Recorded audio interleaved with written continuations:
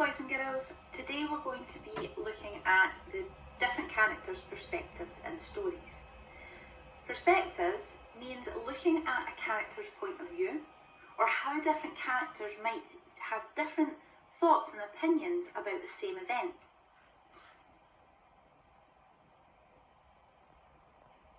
Understanding the perspective of a character helps us to understand the character better, know what they're feeling, what they might be thinking. Sometimes it helps us make predictions about what their next action might be.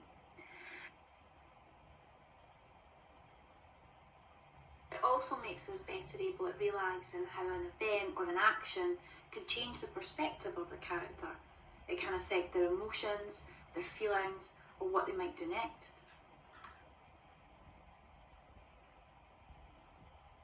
Most importantly, it then leads us on to being able to answer other questions such as how the character changes throughout a story and giving a good reason as to why and how we know that.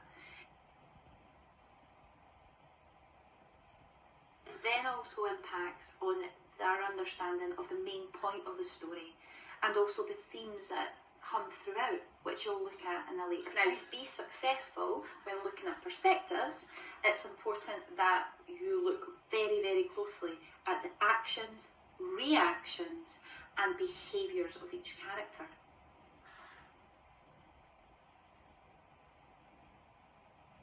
This can mean having to read the text not just once or twice, but a third time, to make sure that you can justify your reasoning, that you can find evidence in that text that shows and backs up what it is you think that character is feeling, thinking, or going to do. Now, it's important that your understanding of the character's perspective is always justified, and that means finding evidence in the text. We will search for clues, and again that comes back to the actions, reactions, and behaviours of the character. It could be what the narrator is telling you, or the hints that he or she is giving you, okay?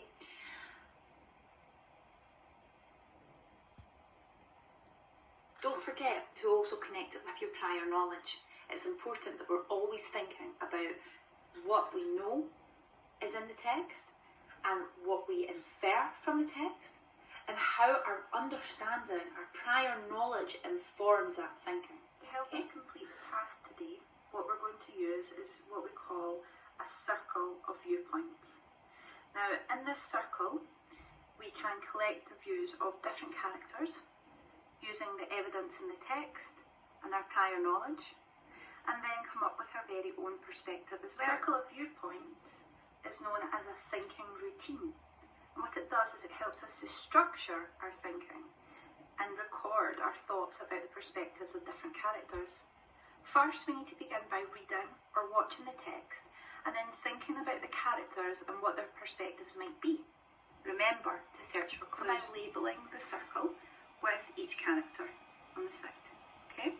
Now, we can write in the clues from the text in here, making sure to leave a space to then write the character's perspective. Or what you can do is write the clues in the text at the side here, at the side there, and that way you can collect your thoughts and write the character's perspective inside of the circle. Decided by looking at the character Chip. Now, in a story, you will get all the information that the writer wants you to know about the character. In this story, I already have a lot of prior knowledge about Chip and Geppetto. I know their personalities and what their background is like. So Chip, first of all, a clue in the text was that he saw the chocolates and that they didn't have a name on them. It just said, "For you." He didn't look happy that Geppetto took them away. Okay, and you could see that because he was looking away in the picture when Geppetto held them. My prior knowledge would be that I know that he's young, that he can be mischievous, and that he really loves chocolates. I also know that he is a dog, so he doesn't get chocolates because that would make him sick. So when I put all of that together, I'm trying to think now, imagine being Chip. You're very young, you can be mischievous, so you sometimes break the rules. You absolutely love chocolate, and you don't understand why you never get any. And suddenly, there is a box of chocolates with no name on them, apart from the label, for you. Everything that I know, and I'm thinking about building what might be going on Chip's mind at that time. So this is what I believe is his perspective.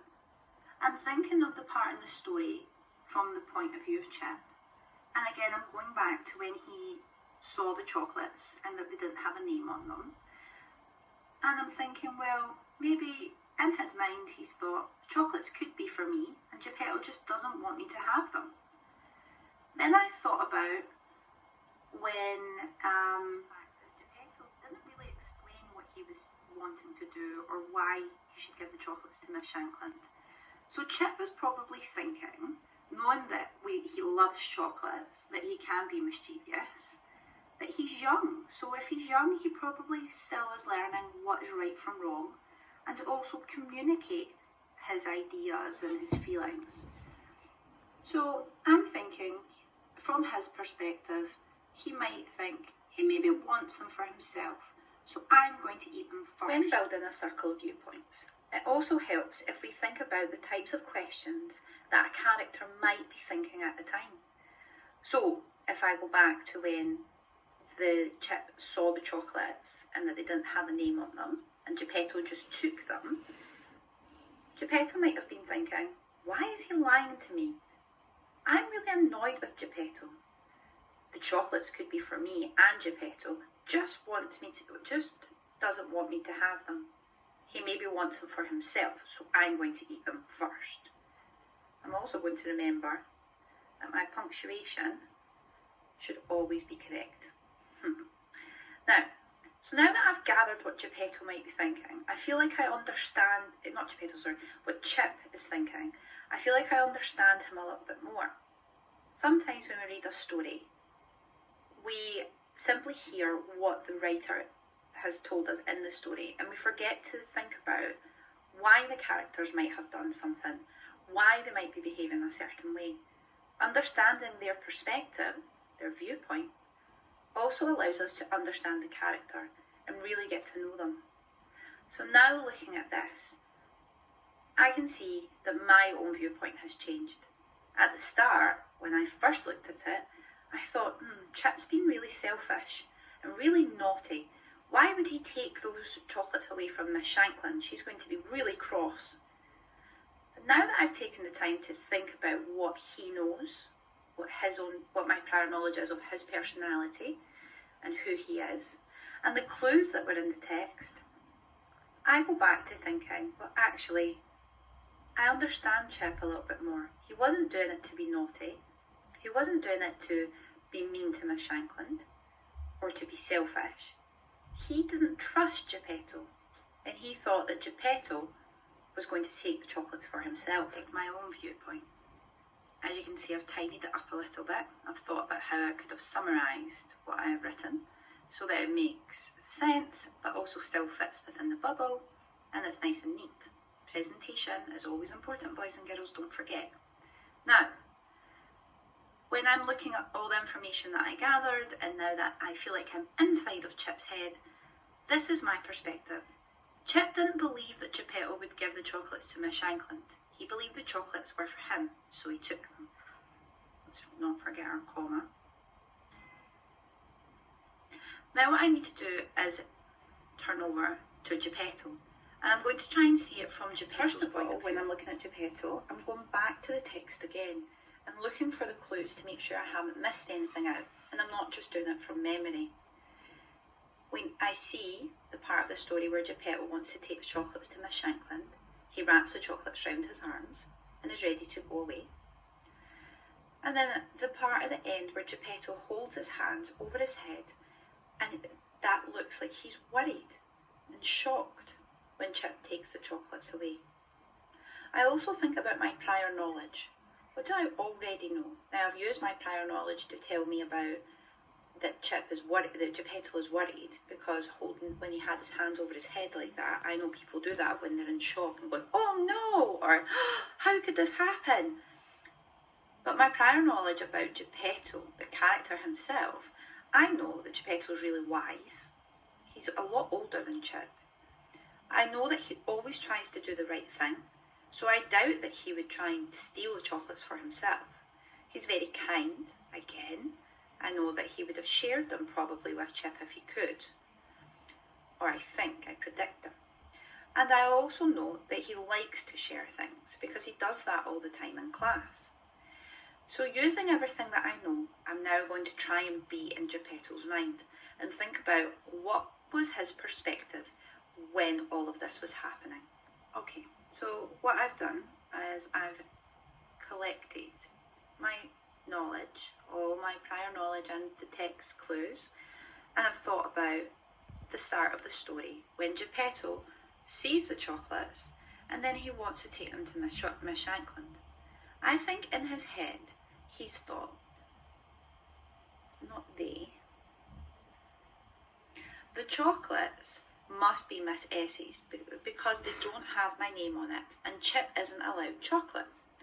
Now, I came to that idea that Chip isn't allowed chocolate because I can go back to the prior knowledge that I already had, where I know that dogs get sick if they eat chocolate. Miss Shankland would never give a chocolate to a dog and make them sick. So that is how I think Geppetto knew that they must be Miss Shankland's. Then I think, Geppetto looked really worried when Chip takes the chocolates. And when I've put together all the prior knowledge I have about Geppetto, I think he was thinking at that time, Chip is going to get really sick. I'm really worried. Putting all of that together, I now came to my own perspective of what Geppetto's perspective is. Geppetto didn't think the chocolates were for Chip because it could make him sick. Now he is really worried for his health. And that is how we complete a circle of viewpoints. Now, your task now is to click on the link that I've added to your assignment and watch the story and complete your very own circle of viewpoints.